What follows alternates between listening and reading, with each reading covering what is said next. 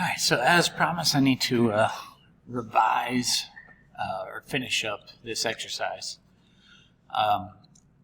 And you could work through everything. It's very advantageous to remember that 1 plus tangent squared. But notice I'm only working with one side at a time is equal to secant squared.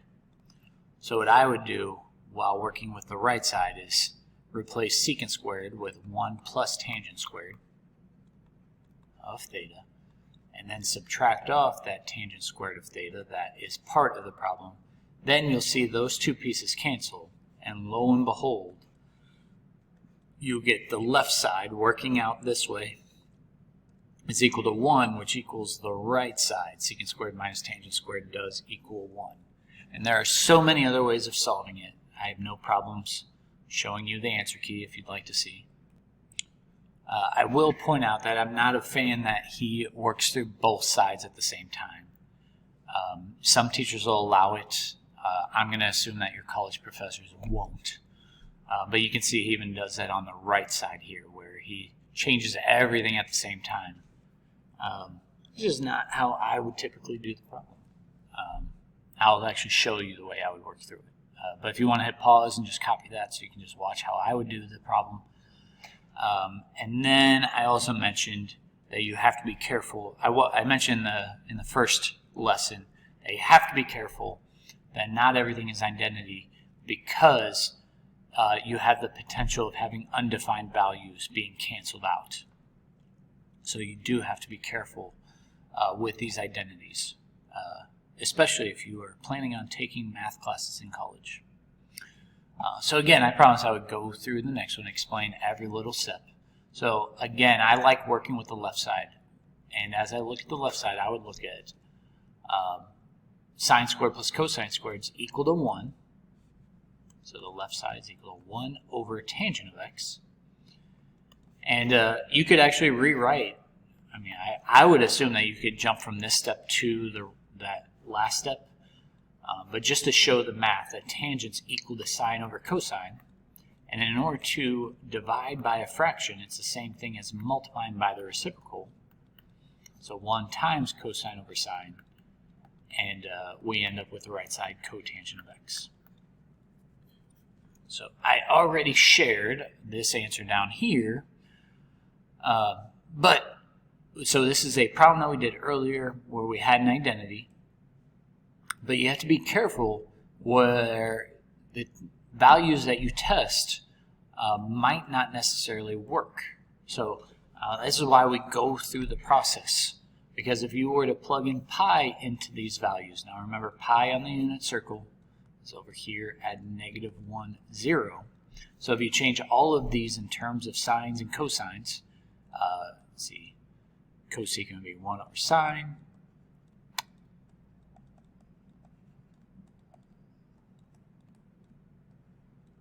And cotangent's cosine over sine. What we're looking at is 1 over 0 minus 0 is saying, so this is saying that 1 over 0 minus 0 is equal to 1 times 1 divided by 0.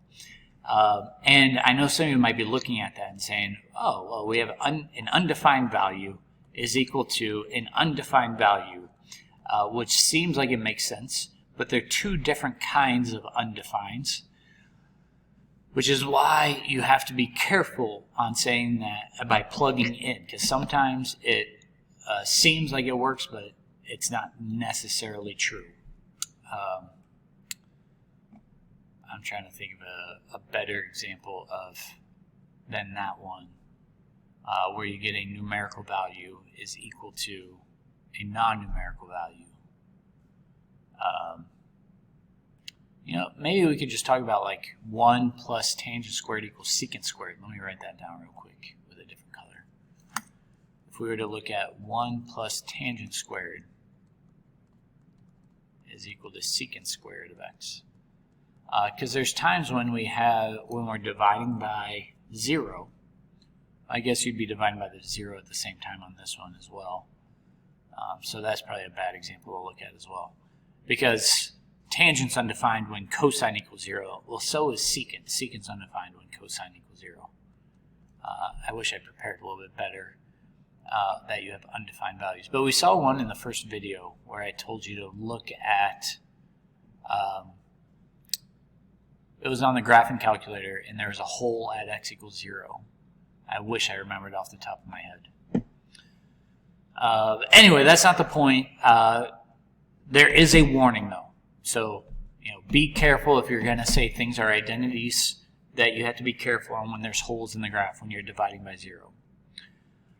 So moving ahead, again, just work with one side at a time. So I would FOIL the left side, so I'm looking at secant times cosecant. And maybe while I'm at it, I'll rewrite it as 1 over cosine, and cosecant's 1 over sine, and then minus, well, secant is 1 over cosine, and cotangent is cosine over sine.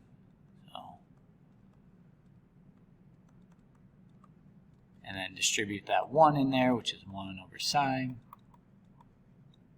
And then distribute the 1, which is another cosine over sine. So as I'm looking at everything here, it looks like we have cosine sine, cosine sine. All I have to do is change these two to have a cosine in there as well. So what I need to do is multiply this top by cosine, and this top by cosine makes that cosine squared.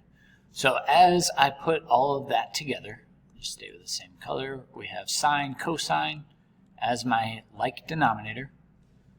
I see I have 1 minus cosine plus cosine. Oh, these two things will cancel. So I have 1 minus cosine squared. Well, we've seen that before. 1 minus cosine squared is equal to sine squared.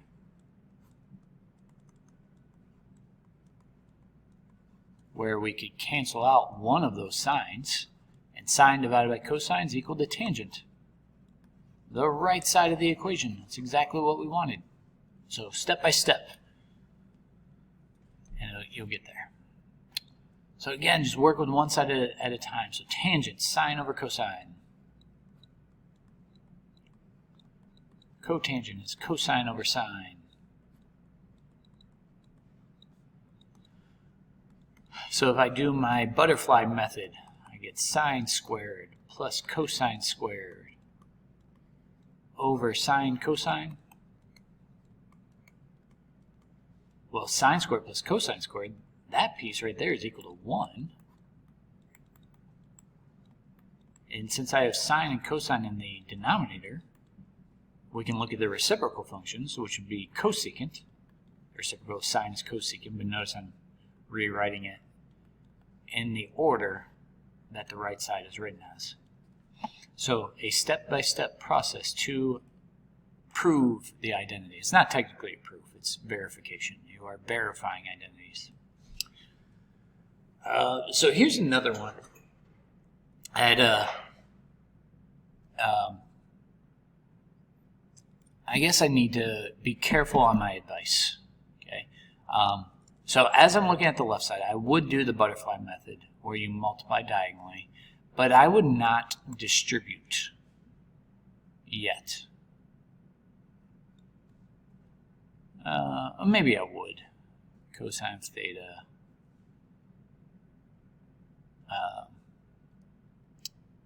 Yeah, let's go ahead and do that.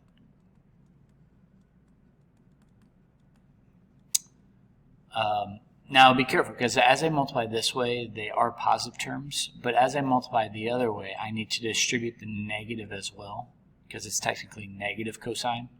So I'm going to have a minus cosine theta, but then a plus, because a negative times a negative will make that a plus cosine theta, sine theta. Now, as I look at the denominator, I have to multiply these two pieces together, but notice that they are opposite of each other. So as you FOIL, the 1 times 1 is 1, the outside you have a positive sine of theta, inside is a negative sine of theta, they will cancel out. Negative sine squared of theta. So this is simplifying the left side of that equation. And the reason why we go through those steps is to identify that the cosines will cancel, and we have 2 cosine theta, sine theta on top. And on bottom, we've seen this before, 1 minus sine squared is equal to cosine squared. And the reason why we want to identify that is one of these cosines will cancel, and we're left with 2 times sine over cosine. Well, sine over cosine is equal to tangent.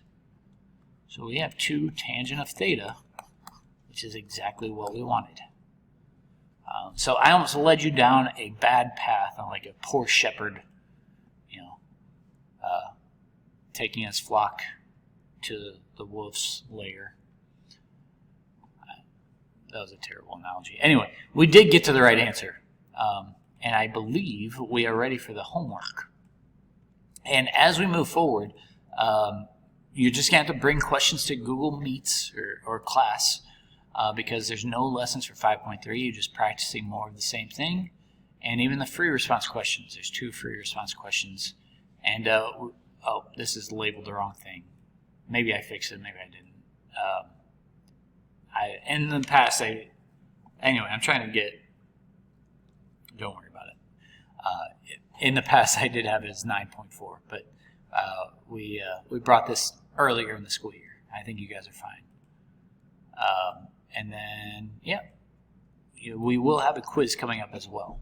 So after the quiz, we'll move on to 5.6, the sum and difference identities and things like that. But that's a future problem.